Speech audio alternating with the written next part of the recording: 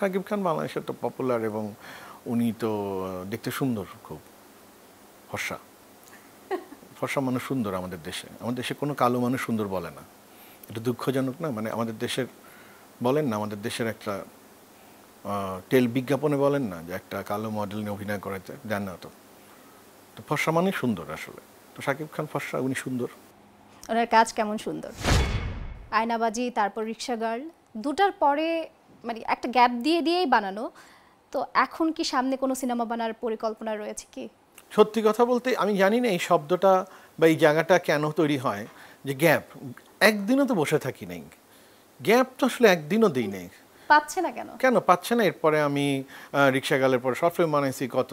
রিক্সা গালও তো অনেক পিছিয়ে গেছে, হ্যাঁ, রিক্সা গাল রিলিজ পিছাইছে, বিকজ এটা ইন্টারন্যাশনাল ছবি। শর্ট ফিল্ম বানাইছি, এর মাঝখানে মুন্সিগিরি বানাইছি, এর মাঝখানে বোধ বানাইছি, এর মাঝখানে আমি প্রচুর বিজ্ঞাপনে কাজ করছি এবং I keep on doing my work. এবং আমার কাছে তো সিনেমা কোনটা সেটা তো আমার কাজ না। আমি ফিল্ম মেকার, আমি professional film maker, so I just keep on doing or making film. এর মাঝখানে আমি ছাত্র পড়াই, এর মাঝখানে এইসব কমিটির ছিলাম।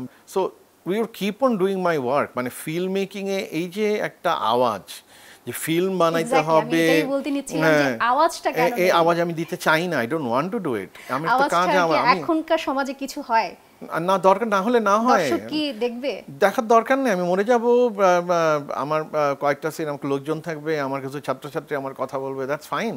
আমাকে কেন আওয়াজ করে কিছু একটা নিয়ে আসতেছে জাগরণ, এইসব আমি পারবো না। মানে I am not that type of. এবং আয়নাবাজি ওয়াজ এ মিস্টেক ফর মি, কারণ আমার কাছে মনে হয় যে ওইটার এত আওয়াজ হয়েছিল, that is not right. Expectation বেড়ে গেছে। এক্সপেকটেশন না, মানে ওইটা এত আওয়াজ হওয়ার মতো তেমন কোনো ছবি না।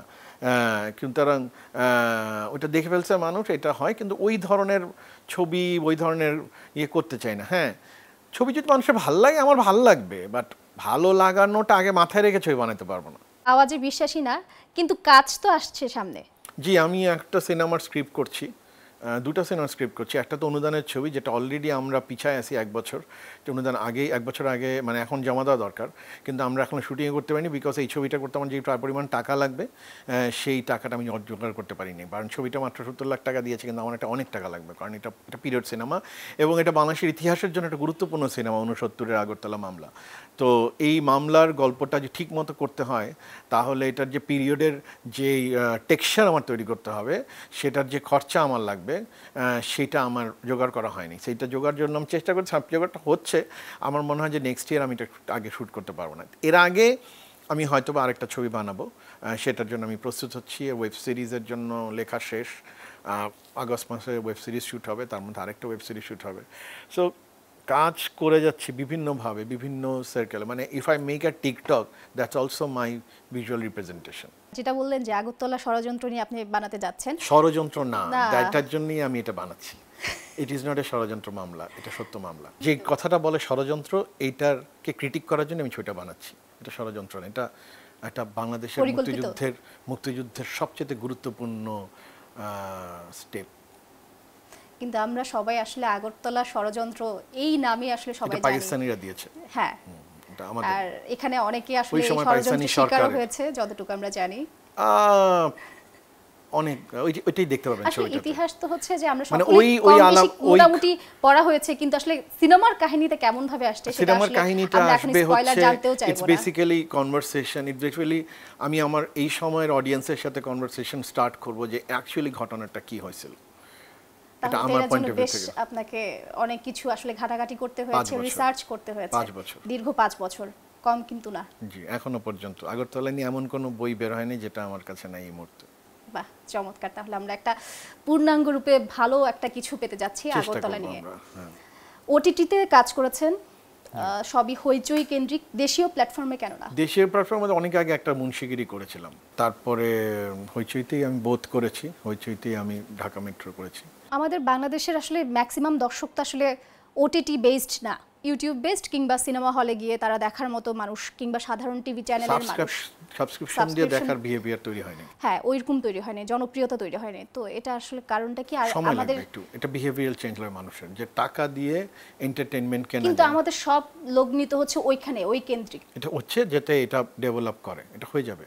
বাংলাদেশের মানুষ বিহেভিয়ারাল চেঞ্জ হবে একটা সময়, মানুষ সাবস্ক্রিপশন বেসিক কাজ তাহলে করবে। এটা দীর্ঘ সময়ের একটা প্রসেস। সময় লাগে কারণ মানুষের, গ্রাম বাংলা সবার কাছে কিন্তু তো মানুষের এরকম কাছে তো ইন্টারনেট। এন্টারটেইনমেন্ট এরকম করে টাকা দিয়ে কেনার মতো সামর্থ্যও নাই, আপনার বুঝতে হবে। সে ইভেন সে যদি মনে করে 350 টাকা দিয়ে একটা এন্টারটেইনমেন্ট কিনবে 1 বছরের জন্য, তার বদলে ইউটিউবেও একই জিনিস দেখতে পাচ্ছে। ওর জন্য নতুন কিছু না এটা দেখার জন্য, ওকে ওকে ওকে কাছে পৌঁছাতে হবে। আমি গ্রামে গঞ্জে অনেকে জিজ্ঞেস করছি আপনারা দেখেন, কেউ দেখে না। তাহলে নির্মাতা হিসেবে আপনার কাছে কি মনে হয়, একজন নির্মাতার কাজ কি সর্বসাধারণের জন্য নাকি গুটি কয়েক কিছু মানুষের জন্য? দেখেন, when I make film my audience is ready to watch this film, but এটা কোন অডিয়েন্স কিভাবে দেখবে ওইটার দায় আমার না। আমার অডিয়েন্স আছে, আমার অডিয়েন্স হাজির আছে, ওইটার দায় হচ্ছে আরেকটা মানুষের, যে আসলে এটাকে প্ল্যাটফর্ম আছে, যে আসলে এটাকে ডিস্ট্রিবিউট করবে, যে আসলে মানুষের কাছে এটা পৌঁছাবে এবং সেটা দিয়ে এটা বাণিজ্য করবে। এটাই তো তার কাজ। সো প্রতিটা কাজ নিয়ে একজন নির্মাতা কথা বলা উচিত না। আমার কাজ, আমি কোন গল্প বলতে চাই, আমি কোন রাজনীতি হাজির করতে চাই, কোন দর্শন হাজির করতে চাই, তারপরে এটা কিভাবে দর্শকের কাছে যাবে না যাবে এটা বলার জন্য অন্য মানুষরা আছে।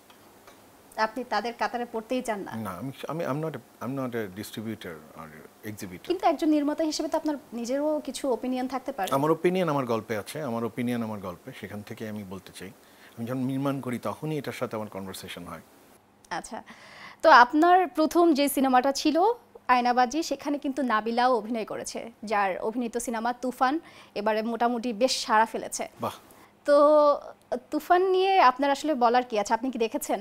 আমি ছবিটা এখনো দেখতে পারি নাই, কারণ আমি খুব চাচ্ছিলাম আমার ছেলেমেয়েরা, বন্ধু, মানে আমার স্টুডেন্টরা এবং আমার কলিগরা, মানে অ্যাসিস্ট্যান্ট ডিরেক্টর, ওদেরকে বলছিলাম যে চলো একদিন যাই। ওরা বলে ভাই একটু ভিড় কমুক, ওখানে অনেক ভিড়।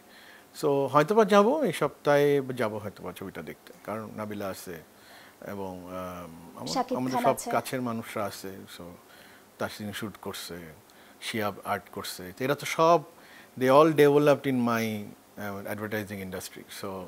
সো এদেরকে, এরা তো স্কিল্ড, তো ওদের কাজগুলো দেখতে যাবো। আর শাকিব খান বাংলাদেশের তো পপুলার এবং উনি তো দেখতে সুন্দর, খুব ফর্সা ফর্সা মানুষ সুন্দর। আমাদের দেশে কোনো কালো মানুষ সুন্দর বলে না, এটা দুঃখজনক না? মানে আমাদের দেশের বলেন না, আমাদের দেশের একটা বিজ্ঞাপনে বলেন না যে একটা কালো মডেল নিয়ে অভিনয় করাতে দেন না, তো ফর্সা মানে সুন্দর আসলে। তো শাকিব খান ফর্সা, উনি সুন্দর। ওনার কাজ কেমন সুন্দর? ওনার কাজ আমি খুব দেখি নাই আসলে, ওই 2-1টা দেখেছি। উনি যেই ক্যারেক্টারের ছবি বানায় সেরকম ছবি, উনি তো ওই ধরনের অ্যাক্টিং, ওই ধরনের গল্প, ওই সো ওই ছবি তো ব্যক্তিগতভাবে আমি বিশ্বাস করি না। কিন্তু এই ছবিগুলা গুরুত্বপূর্ণ হয়ে ওঠে এই কারণে যে এই ছবিগুলোতে প্রচুর টাকা লগ্নি হয় এবং টাকা রোল হয়, এবং সেটা খুব ভালো, কারণ এটা দিয়ে অনেক মানুষ ইন্ডাস্ট্রির জীবিকা নির্ভর করে। তো সো এটা প্রচুর টাকা, যত বেশি টাকা লগ্নি হবে তত এটা ভালো। যদিও এটার অর্ধেক টাকা অন্য দেশের টাকা, তারপরেও বড় সাইজ, বড় অ্যামাউন্ট অফ মানি লগ্নি হচ্ছে। কারণ বড় টাকা লগ্নি না হলে এই ওটিটির জগতে এই টাইমে ওই বড় আওয়াজ তৈরি করা সম্ভব না। আর বড় আওয়াজ না তৈরি করলে ছবি দেখবে না মানুষজন। এই যে আওয়াজের কথা বললেন, বড় একটা লগ্নির কথা বললেন, সব কিছু তো হচ্ছে যে আসলে একটা সিনেমার ক্ষেত্রে শাকিব খান অনেক বিশাল একটা ব্যাপার। দর্শক শাকিব খানের সিনেমা দেখতে যাবে, ব্যাপারটা হয়ে গেছে এমন।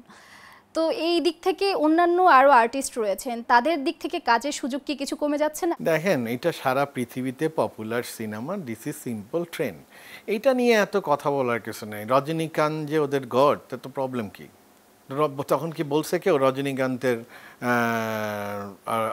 একাই এত হয়ে গেছে, আর কেউ নাই? পরে আসে নাই তামিলের ছবি, অমিতাভ বচ্চন একসময় গড ছিল না, এখন শাহরুখ খান ওই জায়গায় চলে গেছে না? মানে এটা পপুলার সিনেমার স্টাইলটাই তাহলে এটা। কি আমরা ধরে নিব বাংলাদেশের শাকিব খান, রজনীকান্ত, অমিতাভ বচ্চনের সেই কাতারেই আছেন? কমার্শিয়াল সিনেমার ইন্ডাস্ট্রির এটা একটা ট্রেন, এটা খুব স্বাভাবিক ঘটনা। ওখানে একজন মানুষ এরকম আইকনিক পপুলার হয়ে ওঠে এবং এটা সবাই মিলে তাকে তৈরি করে এবং তার যোগ্যতা এবং তার পরিশ্রমের মাধ্যমে সে গড়ে ওঠে। মানে ইট ইজ নট দ্যাট আকাশ থেকে পড়ছে। শাকিব খান গত 10 বছর যাবত আমাদের ইন্ডাস্ট্রিতে আমাদেরকে এন্টারটেইন করে যাচ্ছে দেশের মানুষকে বিভিন্নভাবে। এখন আর শাকিব খান যেই সিনেমাতে অভিনয় করে সেটার গল্প, সেটা নির্মাণ, সেটার এস্থেটিক হয়তো বা ভদ্রলোকের অভদ্র লাগতে পারে অনেকের, কিন্তু ভদ্রলোক তো বাংলাদেশে নাই। বাংলাদেশ তো অনেক মানুষের। তো শুধুমাত্র কোড আনকোড যারা ভদ্রলোক মনে করি আমরা নিজেদেরকে, তাদেরকে এন্টারটেইন করার জন্য ছবি বানাবে সেটা না। শাকিব খান গণমানুষের জন্য কথা বলে, তাদের ভাষায় কথা বলে। এখন আপনি এটা ভদ্রতার খাতিরে এস্থেটিক, আপনার যে এস্থেটিক সেটা দিয়ে এটা বিচার নাও করতে পারেন, কিন্তু দেশের বেশিরভাগ মানুষ ওকে দেখে আনন্দিত হচ্ছে, এন্টারটেইন হচ্ছে। একদম। তো এইটার প্রতি এটাকে তো অমূল্যায়ন করার কিছু নাই। কারণ ধরেন আমার সবচেয়ে প্রিয় একজন প্রিয় একটা লেখা সিনেমার হচ্ছে ফরাদ মাজারের বেদের মে জ্যোৎস্না। এবং ফরাদ ভাই যেইভাবে বেদের মে জ্যোৎস্নাকে ওখানে লিখছিল, এখন ওনার অন্য লেখা মানুষের অনেকের অনেক অপছন্দ হতে পারে, কিন্তু আমার ওনার মতো করে এইভাবে পপুলার সিনেমাকে ক্রিটিক করা বা ডিফাইন করা বা পপুলার সিনেমাকে লেখা আমি কম পাইছি। সো এইভাবে আপনাদের এই পপুলার সিনেমাকে তো ডিফাইন করতে হবে, পপুলার সিনেমা দেখতে হবে। এবং পপুলার সিনেমা কেন মানুষের ভালো লাগে ওটাকে ইগনোর করার কিছু নাই। দর্শককে হলমুখিত করতে হবে। এটাকে এটা নাক ছিটকানো বা এটা নিয়ে অন্য কিছু করে, বরং এটাকে বোঝার দরকার আছে যে এটা কেন মানুষের এত ভালো লাগছে। নিশ্চয়ই কোনো কারণ আছে এটা ভালো লাগার পিছনে। হ্যাঁ, আমি যে সিনেমা বানাবো আমি হয়তো বা এই সিনেমার ভাষাতে বিশ্বাস করি না, এই সিনেমার যেই ভঙ্গিতে এই সিনেমা কথা বলা হয়তো আমরা বিশ্বাস করি না, কিন্তু দ্যাট এক্সিস্ট, এই সিনেমাতে এক্সিস্ট করে। এই সিনেমা এই দেশের মানুষ দেখতেছে, মানুষ অনেকে ভালো বলতেছে, অনেক 4বার 5বার করে দেখতেছে। সব আগে তো রাজেশ খান্নাকে বিয়ে করেছিল এই ভারতবর্ষে এক সময়, তাই না? রাজেশ খান্নাকে বিয়ে করে সংসার করতো, আসলে মানে সিনেমাতে বিয়ে করে ফেলেছিল যে উনি রাজেশ খান্না ওর জামা, এইভাবে বিশ্বাস, এরকমও ঘটনা আছে। তো শোলে সিনেমা বানায় এক টিকিট চেকার, ব্ল্যাক করতো যিনি, তিনি ইউপিতে 4তলা বাড়ি বানাইছিল শুধু ব্ল্যাক করে, এবং তার পুরা বাড়িটা শুধু শোলের পোস্টার দিয়ে ঘেরা, আর কিছু নাই।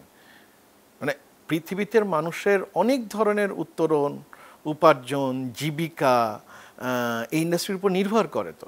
তো এইগুলাকে এভাবে ইগনোর করার কিছু নাই। আমার কাছে এই সব কিছু পজিটিভ মনে হয়, এগুলো নিয়েই আসলে আগাতে হবে। এগুলো নিয়ে আগাতে হবে, এগুলো পজিটিভ মনে হয়। আমার কাছে ভালো না লাগলে আমি ক্রিটিক করতে পারি, আমার কাছে ভালো লাগলে আমি আমার বলতে পারি আমার এটা ভালো লাগে নাই, কিন্তু ওভারঅল এক ধারসে সবাইকে নাকচ করে দেওয়া, এইটা আমি পক্ষপাতী না। আসলে আপনি কি কখনো ভাবতে পারছিলেন বাংলাদেশের একটা ওয়েব সিরিজ করে একজন কস্টিউম ডিজাইনার তার রেমুনারেশন চার্জ করবে 4 লক্ষ টাকা, 3.5 থেকে 4 লক্ষ টাকা?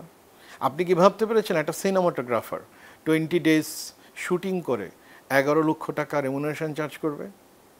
এটিকে আপনি ভাবতে পারতেছিলেন? এখন তো ভাবতে পারছি। এখন আপনি ভাবতে পারতেছেন। তার মানে কি, এই যে তাদের উত্তরণ ঘটতেছে, তারা যখন টাকা হবে তখন অন্য ছেলেমেয়েরা আসবে, এটাতে কাজ করতে চাবে। এবং এটা বিকজ এটা তো আমাদের সিনেমা তো রাষ্ট্রীয়ভাবে না, মানে এটা তো রাষ্ট্র সিনেমা বানাচ্ছে রাষ্ট্র, এটা তো ইরান বা সোভিয়েত ইউনিয়ন বা এটা না, এটা তো এখান থেকেও পুঁজি আসতে হবে, পুঁজির উত্তরণ হইতে হবে এবং ডিস্ট্রিবিউটেড হবে এবং ওই পুঁজি দিয়ে ছবিটা হবে, তাই না? তো তার মানে এই পুঁজিটা বাড়লে তো এদের জীবিকা সবারই সব কিছুই ভালবে। এর মধ্যে কিছু মানুষের অনেক টাকা হবে, কিছু মানুষ ধনী হয়ে যাবে, সেটা কিছু মানুষ, এবং সেটা তো ক্যাপিটালিস্ট সমাজ ব্যবস্থা, এটা এটাই ঘটবে। এটাকে ক্রিটিক করলে পুরো সিস্টেমকে ক্রিটিক করতে হয়, সেটা একটা অন্য বিষয়ের আলাপ। গতানুগতিকের ধারায় আমরা দেখা গেছে গা ভাসিয়ে দেই, এটা তো ব্রেক করতে কেউ পারে না। 2-1 হয়তো আসে, কিন্তু দেখা গেছে তারাও একটা সময় হারিয়ে যায়। পৃথিবীতে সব সময় সমস্ত ট্রেন্ডই গতানুগতিক ছিল এবং এর মধ্যেই একজন পরিবর্তন আনে, তারপরে আবার একটা গতানুগতিক হয়, আবার পরিবর্তন আসে। এটাই স্বাভাবিক পৃথিবীর নিয়ম, এটা কোনো কিছুই অস্বাভাবিক না। পৃথিবীর ইতিহাসের দিকে তাকালে আপনি দেখবেন যে একই ঘটনা 1940 সাল ইটালিতে হয়েছে, একই ঘটনা 1930-এ মানে আমেরিকাতে হয়েছে। পৃথিবীর সব দেশেতেই এ ধরনের ঘটনা ঘটে, সুতরাং এটা না। তবে হ্যাঁ, সিনেমার এক ধরনের ম্যাচুরিটি বা সিনেমার দর্শকের এক ধরনের ম্যাচুরিটি, সেইটা আমাদের দেশের যে সিনেমা বানানো ভঙ্গি, সেই ম্যাচুরিটি হয়তো বা আমরা এখনও ইম্যাচুর। সত্যজিৎ রায় একটা কথা বলছিল, যদিও ওনার এই কথাটা আমার খুব বেশি পছন্দ না, তারপরে এই কথাটা কঠিন এবং আসলে একভাবে ঠিকও। We have a backward audience, এটা রায় বলছিল, ওনার একটা ইন্টারভিউ আছে যা বলছিল we have really backward audience. So উনি বলছিল ব্যাকওয়ার্ড অডিয়েন্স, যদি আমরা খুব একটা পছন্দ করি না, ব্যাকওয়ার্ড হলে ব্যাকওয়ার্ডই, তাহলে সেটাই সিন আমাদের অডিয়েন্স, অসুবিধা নেই। কিন্তু এটা যে বলছে, এটা উনি যেটা বোঝাতে চাইছে সেটা হচ্ছে যে ভিজুয়াল ল্যাঙ্গুয়েজে আন্ডারস্ট্যান্ড করার মতো, ডিকোড করার মতো আমাদের ভিজুয়াল ল্যাঙ্গুয়েজ হয়তো বা এখনও তৈরি হয়নি, কিন্তু এটা এখন তৈরি হয়ে যাবে আশা করি। বোম্বার্ড উইথ ইমেজ, মানুষ দেখতেছে, পিপল উইল বি যেটা মোর ম্যাচুর। সত্যজিৎ রায় আরো আগে, আজ থেকে প্রায় 30-40 বছর আগে বলে গেছেন, সেটা এখন পর্যন্ত হলো না। আমরা এখনো আশাবাদী যে সামনে হয়তো হবে। আমি তো সবসময় আশাবাদী, প্রতিদিন মনে হয় যে নতুন ছেলেবেলা। আমি যখন তকির কাজ দেখি, আমি যখন নুহাসের কাজ দেখি, আমি যখন রবির কাজ দেখি, তখন তো আমার কাছে মনেই হয় আই কুডন্ট অ্যাচিভ দ্যাট, আমরা এটা করতেই পারিনি, ওরা যা করতেছে। যাক, মানুষ বাঁচে আশায়। জি। থ্যাংক ইউ সো মাচ ভাই আমাদেরকে সময় দেওয়ার জন্য।